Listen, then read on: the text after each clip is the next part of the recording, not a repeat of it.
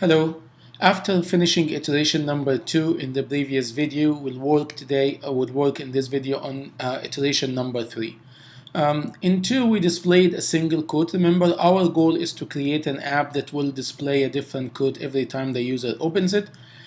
So we displayed one code that is constant. We call that static, meaning it doesn't change, and we use the storyboard to set the text on a label component to do that. Now the next step forward is to try to create a list of codes and see if we can display just one item from that list. To work on this iteration, let's think a little bit through our process. So we start with step number 1, the problem formulation.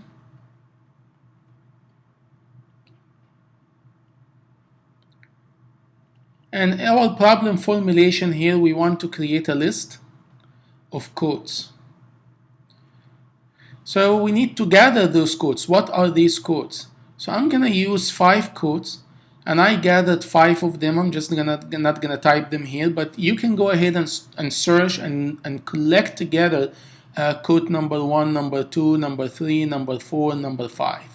And get those codes. Like for instance, begin with the end of mind by Stephen Covey. That will be my number 1, and then I have 4 others. But gather those because that's part of the problem. Then we want to select one of them. So which one? Let's say we're gonna display the first one, and maybe we can display either the first or the second, and so on. So that's our problem formulation. So how we will do this? That's our solution formulation.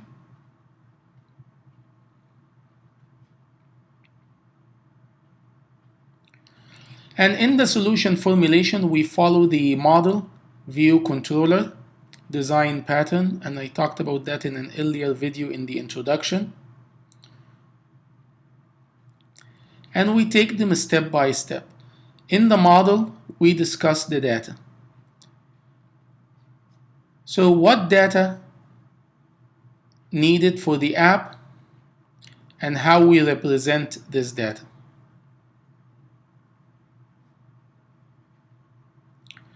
So the data we need for the app is 2 things. First, we need a collection. So we need a list or a collection because we have more than one. And each item in that list is by itself is text. So we have 5 items. Each item is a text. So the text itself is one data, and the collection itself is another set of data. See how I break it down? You will learn with time how to do that yourself, and it is not that difficult. It just needs some thinking about or some analysis of the data that you have. So we have the code,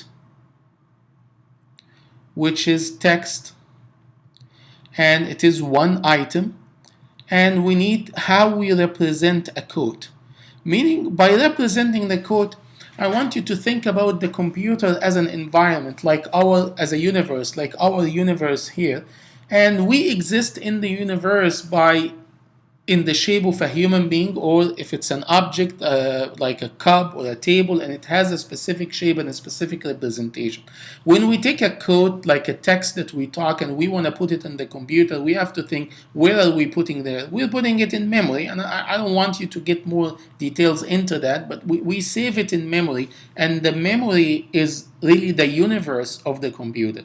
So we have to represent it within that universe, so we need a form for it to be represented that determine its size, its properties, attributes, and so on and so forth. So the form to represent text in the computer is called string. And we will learn more about what these things are, but for now know that it is a string.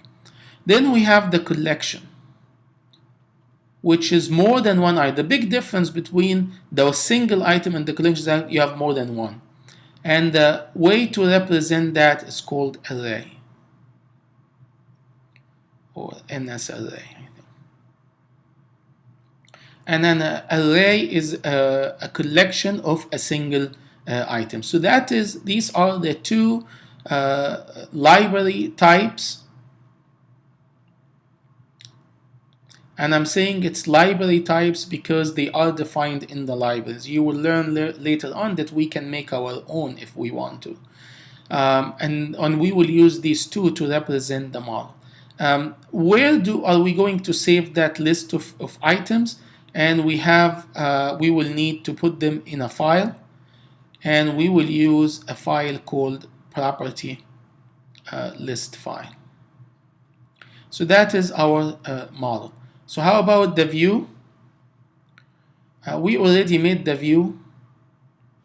I want the other, I think that was my other color. We already made a view, and we represented the label, so we'll use the same label. We're not going to really change the label at all. But the label we used was on the storyboard, and we need now to connect the label to the controller. Because we want to control the label from the controller, we need to make that connection. And we have two types of connections. There's an outlet connection and there's an action connection. The outlet connection is used for data, and the action connection is used for actions or user behavior. So let's jump to the controller so that you can understand a little bit what I mean by that. So what the controller will need to do, we list here the steps to follow or to perform to accomplish what we discussed. So first thing is that the controller need to load the codes from the file to the app or to the memory that the app is using. Then it needs to select a single code. Then it needs to put that single code in the label.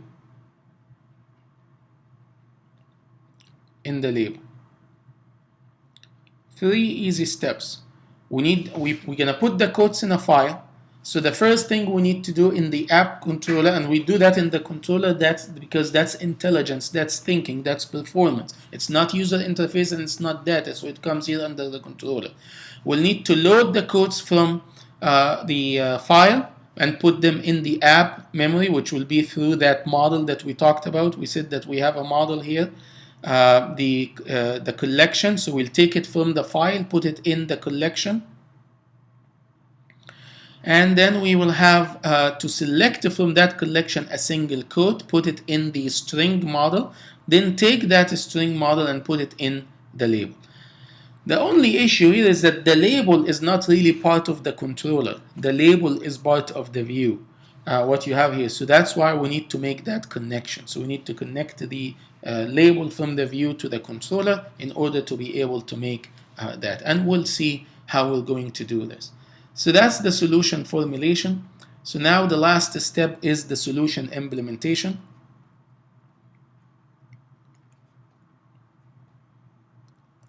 And actually, I was not accurate. It's the controller. What we did is, so far, is we just discussed what steps to follow. But the controller has another important question, which is when to perform the steps. So the controller answers what steps to follow and when to perform these steps. The when, because the app will load and then it's gonna wait for you, like open any app on the phone, it waits on you to do something. So what would happen that will trigger the app to go load the codes from the file, select a single code and put the code in the label? We will say here we want to do that when the view loads. When the app loads the screen, the first screen, we want to perform these tasks. So that gives us the time. When the view loads, that's when we want to perform the task. So now in solution implementation, we want to represent the different steps. So step number one, we want to create the file. and then we need to put the quotes in the file.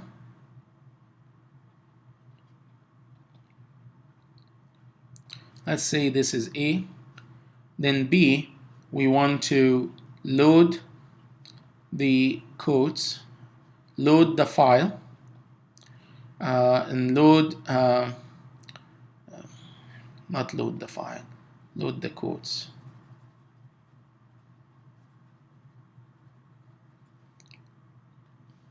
Load the quotes from the file. And then step number 2, we want to select a quote. And step number 3, we want to display or put the quote in the label. Once you put the quote in the label, it will show, because the label is a user interface component inside there visible. So we'll follow these steps. And the reason I broke them down into A and B, because they kind of separate, and every time you create a coherent group of steps, you want to stop and make sure that you did it correctly before you move on and proceed. So that's what we're going to do in this step. And in this video I will try to do step A, and then in the next video we'll do number B. So let's create the file. So we switch to Xcode, and to create a file we go to File, New, and New File. And there are different types of file that we could select. If you go to Resource, you can go to Source. If you want to add a new controllers or new types of files, you can add new interfaces, core data, and so on. Let's just stay with the Resource for now. And there are different types of files here. We'll choose this one called the PropertyList.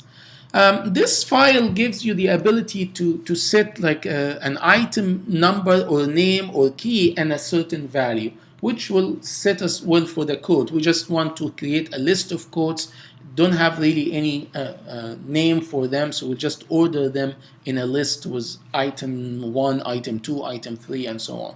So we'll create a property list file. It asks you what do you want to call it, and we'll call it codes list. And where do you want to save it? I'm going to save it with the same project file. And where do you want to put it in here in the project list if you want to put it in a group? So I'm going to keep it in that same group, which is this group, and create. So it creates a property list file, and you come here. Here is the list file. It gives you a key. What do you want to name the item? The type, what type is the item, and the value, what is the value of the item. There are two, and there is root. Root here saying that we don't have a list, but you have to create a list of something. And there are two types of list. There's an array or a dictionary. They both give you the ability to represent a collection of items. The only difference is in an array, you don't give them a name. You know how when you you can put some items on the shelf and just order them and say this is item 1, 2, 3, 4, or you can say this is item A, B, C, D, or give them any names. So dictionary allow you to give them name. Array, it's only an ordered list. So we'll use array here. And then we currently have no items, so we want to add the quotes. So we'll say add this plus sign, and now it tells you item 0. You can change that. What type do you want depending on your data? There is either Boolean if the data is true, false. Data is generic, date, number, and a string. A string represents the text, and our code is text, so that's the string that we're going to use.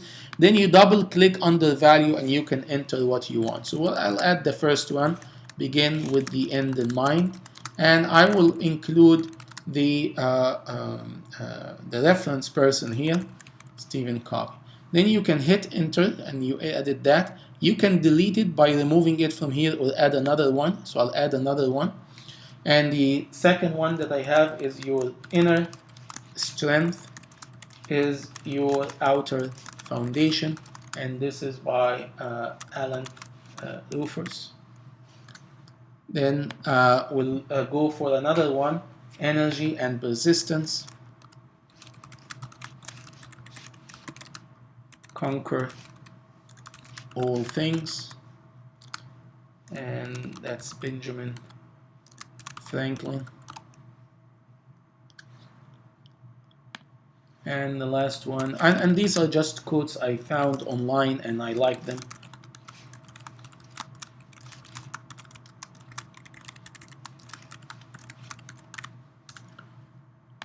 And then finally, for the Star Wars fan, oh no, not this one. I was gonna have one for Star Wars fan, but you don't have to use these. You can create your own. You can make more than 5 if you want. Want to draw your attention to something. Notice that the first one is started with 0 and the last one is 4. Because you start from 0, the last one is 4, even though we have 5 items. So the index of the last item, or the order of the last item, is always 1 less than how many they are. So there's how many they are 5, and they are ordered 0, 1, 2, 3, 4. Alright, so now we have our list file, and the next step that we need is to put the quotes in the file, and we did that. So we did number 1 and we did number 2. So we have 1 and we have 2. So now we're ready to go and do B, and I'll do that in another video. Thank you.